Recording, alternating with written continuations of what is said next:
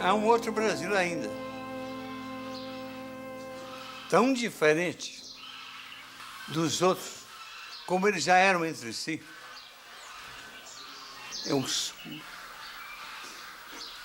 Dos gaúchos, dos assuncenos, da gente que veio de Assunção, dos ilhenhos que Portugal mandou buscar para pôr uma presença portuguesa lá, e dos gringos, a gringalhada que caiu lá, como uma onda.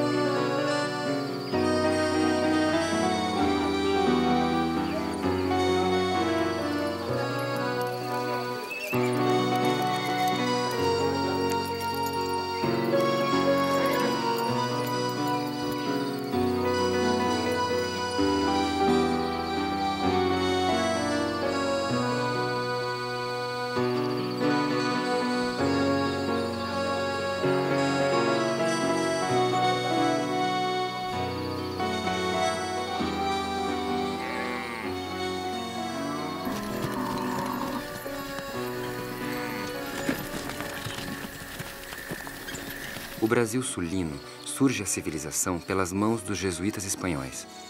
Antes, havia os guaranis, que faziam a guerra e o ritual antropofágico, que acreditavam na terra sem males e migravam à sua procura.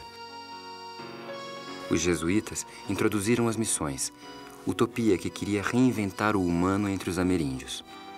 Eles diziam, essa gente tão pura, esses índios seráficos, que aceitam comungar e confessar todo dia quando se convertem, vamos fazer com eles o povo de Deus? Não foi sempre sonhado o povo perfeito?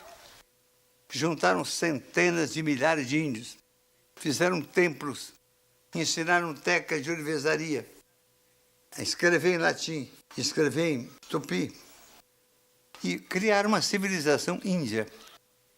A condição é que o índio colocado ali, de várias tribos, tinha que aprender a língua geral, que era o Guarani, e tinha que entregar-se à vontade do padre, tinha que confessar todo dia suas vontades mais profundas e ser reprimido pela ideia de pecado. A missão jesuítica nasceu de um cristianismo que pretendia universalizar a sua linguagem e as suas normas. Para além da conquista territorial, era a conquista espiritual da terra do Brasil. Fixava-se o índio numa aldeia, espaço cristão para a reforma do índio.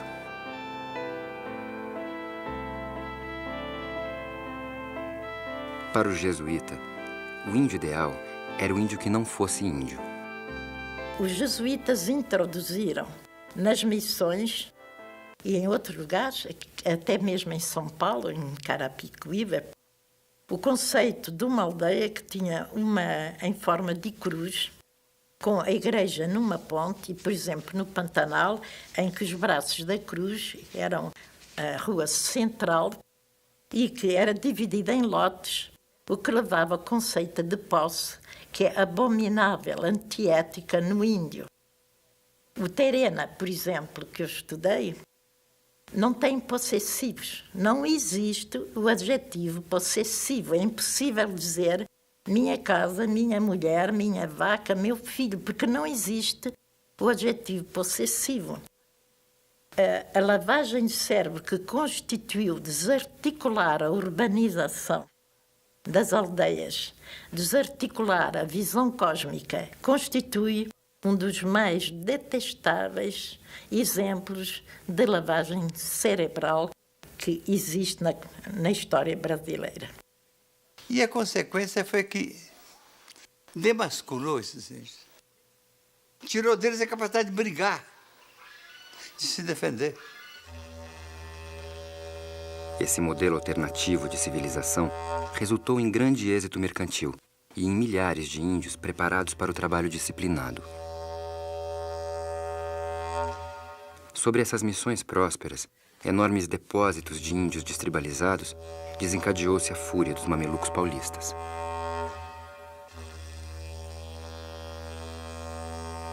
Os paulistas, a canalha mameluca de São Paulo, organização de bandeiras, marcharam sobre aquilo. Uma bandeira, as pessoas pensam que é uma bandeirinha com 5 bandeirantes. Não, eram 2.000 pessoas. Era uma cidade móvel, que ia andando, parando, fazendo roça para comer. Eles chegaram a tirar mais de 300.000 catecúmenos para vender para a cana-de-açúcar do Nordeste. Índia, teus cabelos nos ombros caídos, negros como as noites que não têm luar. Teus lábios de rosa para mim sorrindo. Os espanhóis tinham levado um gado para lá. E esse gado multiplicou prodigiosamente naquelas pastagens infinitas do Pantanal, do Chaco, do Pampa. E era uma gadaria sem fim. E o povo foi se adaptando à gadaria, vivendo da gadaria. Então foi surgindo o gaúcho como um cavaleiro, tal como o sertanejo nordestino, mas de um gado sem dono, gado sem valor. Do povo do gado, orgulhoso do gado, com uma dignidade que nunca houve no Nordeste. Isso cria uma cultura própria em todo lado, com um tipo de vestimento incrível, com chapelão, com barbela, com guaiaca, com diabo. Esses gaúchos não se identificavam com espanhóis nem com portugueses, do mesmo modo como já não se consideravam indígenas.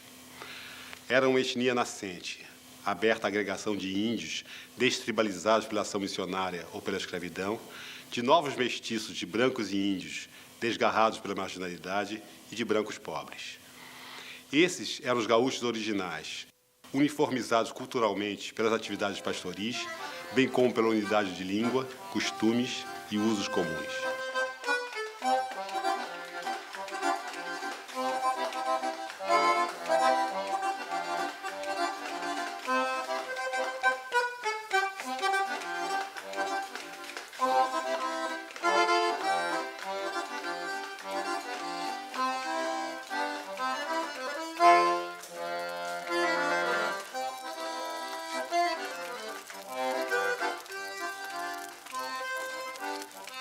O gaúcho permaneceu com uma veia lírica, heroica, que faz que quando ele de noite no galpão recita, nós temos uma impressão extraordinária de um passado que se prolonga, com um sentido histórico da vida que talvez nenhuma outra região tenha. E aquele lugar ali é mal assombrado. E há uns anos atrás nós tínhamos um homem fazendo lenha lá. Aqui tem um lugar lá. Lá tu te lembra, né? Da bonita teleia, agarra-te um torão. Vou dizer para o senhor que a coisa não é de tudo. Que agora eu quero saudade, pois o seu martírio comigo.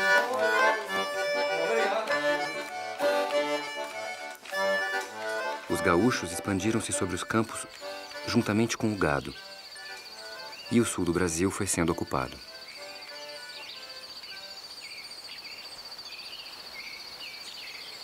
E esses gaúchos eram gaúchos livres, mas brigando. Onde era a fronteira? Ninguém sabia. Passavam de um lado para outro, porque a fronteira não estava determinada. Os que estavam do lado de cá ficaram sendo portugueses, depois brasileiros. Os de lá ficaram sendo espanhóis. E as brigas foram as mais complicadas, até que se definiu aquilo.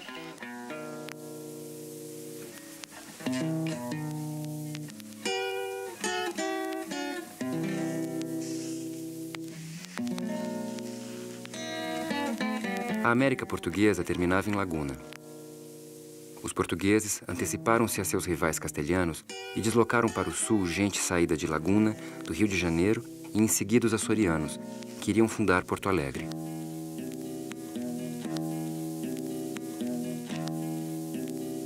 Os portugueses sempre mantiveram uma preocupação em expandir as fronteiras geográficas do Brasil e eu acho que foram muito bem sucedidos nessa tentativa. Foram feitos acordos, foram feitos em algumas instâncias até mesmo trocas de territórios para definir fronteiras geográficas e o sul foi a fronteira mais conturbada e mais difícil de ser efetivamente definida do ponto de vista geopolítico.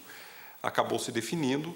Houve contestação, houve algum tipo de negociação muito delicado em alguns momentos, mas Portugal conseguiu, de um modo geral, com sucesso, definir fronteiras muito generosas para o Brasil, mantendo e preservando a nossa unidade. Deixa eu cambiar. Por desse? Não, cambiar por Uruguai, não. Ah, por Uruguai?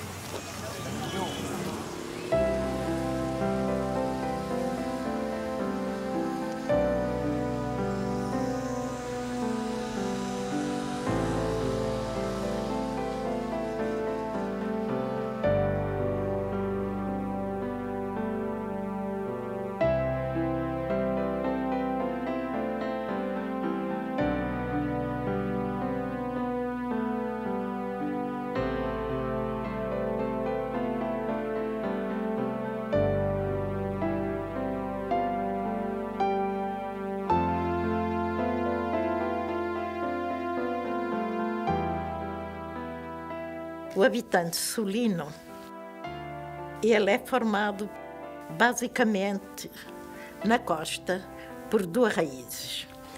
Os açorianos, que se mantêm muito mais vivos do que Darcy parece indicar. As festas do Divino Espírito Santo em Mostardas são solenes. Elas se associam ao culto do Espírito Santo, que é um culto de esperança e de fraternidade.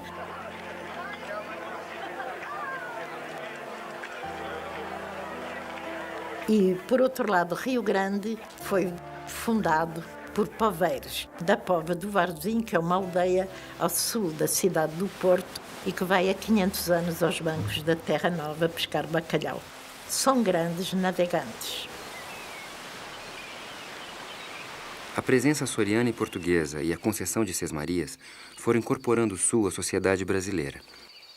As invernadas transformaram-se em estâncias, nelas fixando-se o proprietário e sua gauchada. A aventura dá lugar ao negócio racional. O gaúcho campeiro dá lugar ao negro escravo.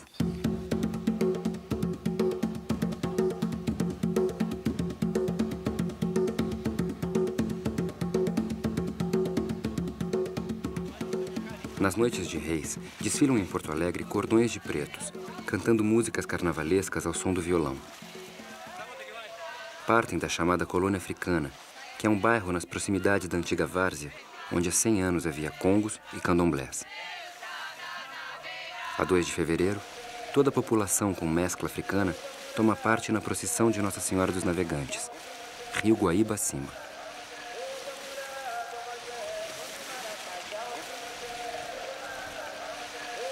Os gaúchos acabaram se definindo como portugueses e, por fim, como brasileiros.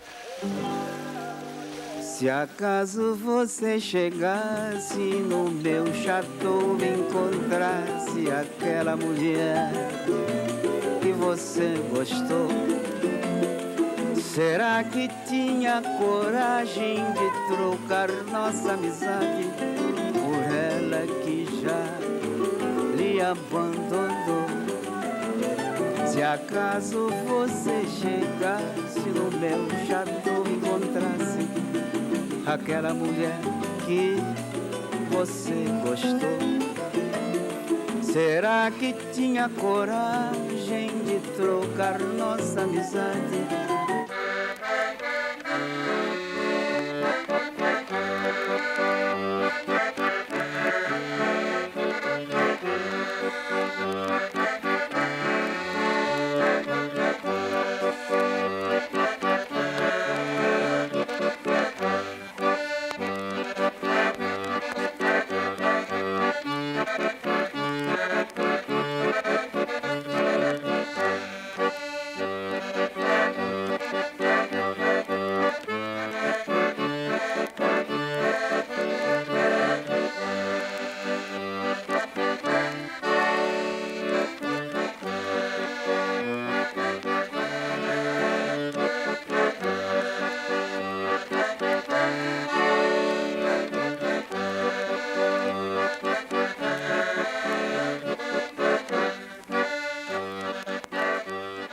Brasileiros de origem italiana, germânica e polonesa, introduzidos como imigrantes pelo governo brasileiro, ativaram e modernizaram a economia sulina.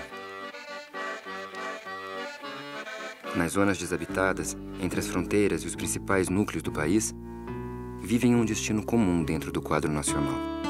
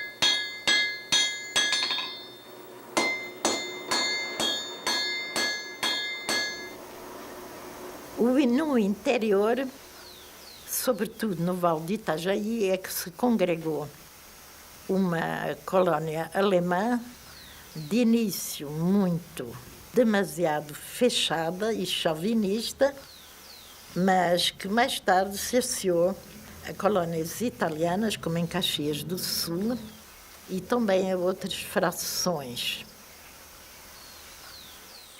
Nessa área, em Santa Catarina e no Rio Grande do Sul, existe uma forma de posse da terra que é um dos legados importantes para o futuro e que vem do norte de Portugal e que talvez seja até de origem celta, que é o que se chamam faxinais ou faraxinais.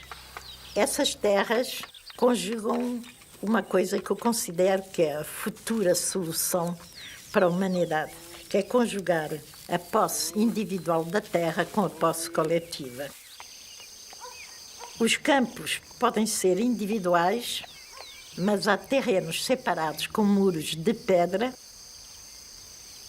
Essas cercas permitem que haja lugares fechados para o gado, que é tratado coletivamente. Cada família tem alguém que se ocupa do gado, que pastoreia sucessivamente. O Brasil é um laboratório incrível de combinação, de mistura e de encontro racial e cultural. O Sul se diferencia um pouco do resto do Brasil na medida em que esse processo lá ainda não avançou com o mesmo grau de intensidade. Você vai em alguns lugares em Santa Catarina e encontra colônias alemãs ainda bastante separadas do resto da veia principal da sociedade e da cultura brasileira. Mas eu entendo que esse processo está em andamento e ele tende a acontecer também lá.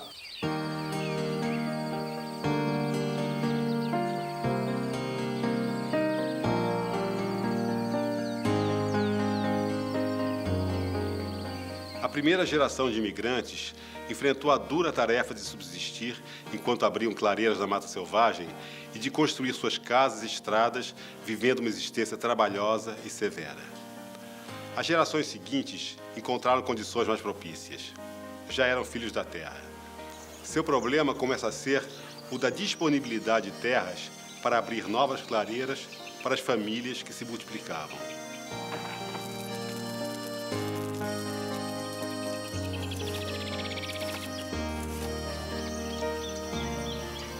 O antigo gaúcho é o atual peão.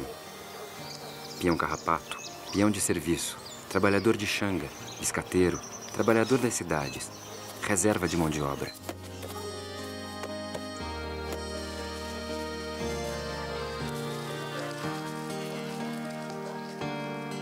A urbanização contribuiu para uniformizar os brasileiros no plano cultural, sem contudo borrar suas diferenças. A industrialização criou suas próprias paisagens humanas.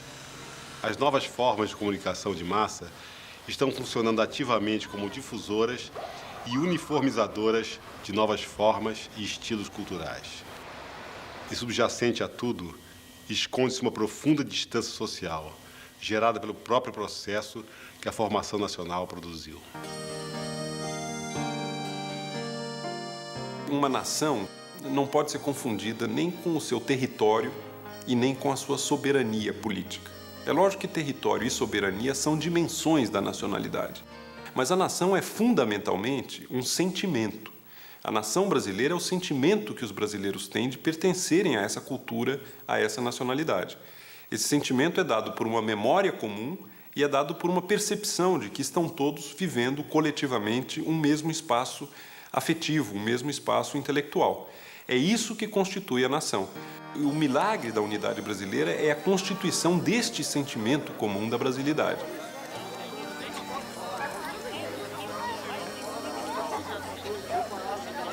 O Brasil sulino foi, e ainda é, um gigantesco laboratório de aculturação, onde a cultura brasileira demonstra sua plasticidade e a sua vitalidade.